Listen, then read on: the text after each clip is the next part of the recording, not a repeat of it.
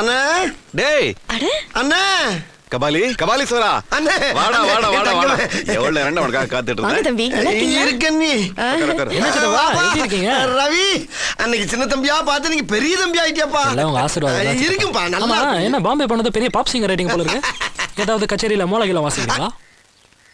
சிங்கர்னு சொல்லிட்டு மோளம் சொல்லப்படாது அசிங்கமா இருக்குல்ல. ஓஹோ, டேய் என்னடா முகமெல்லாம் அடிபட்டு இருக்கு அதை என்ன கேக்குற அண்ணே சென்னை நினைச்சு அரக்குணத்துல இறங்கி தொலைஞ்சிட்டேன்.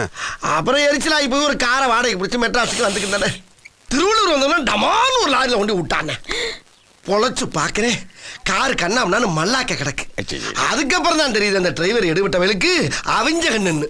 ஐயோ அதுக்கப்புறம் என்ன ஆச்சு? அதுக்கப்புறம் என்ன திருவள்ளூர்ல இருந்து போரூர் வரைக்கும் நடந்தே வாரேன். திருவள்ளூர்ல இருந்து போரூர் வரைக்கும் தான் நடந்து வந்தீங்க. என்னவோ திருப்பதியில இருந்து நடந்து வந்த மாதிரி ஃபீல் பண்ணிட்டு இருக்கீங்க. டேய் என்ன சித்தப்பா கிட்ட விளையாடிக்கிட்டு சரி என்ன திடீர்னு சென்னைக்கு புறப்பட்டு வந்துட்டேன்? அதானே அமைஞ்சிக்கிறேன் நம்ம அப்பா அவன வீடு இருக்குல்ல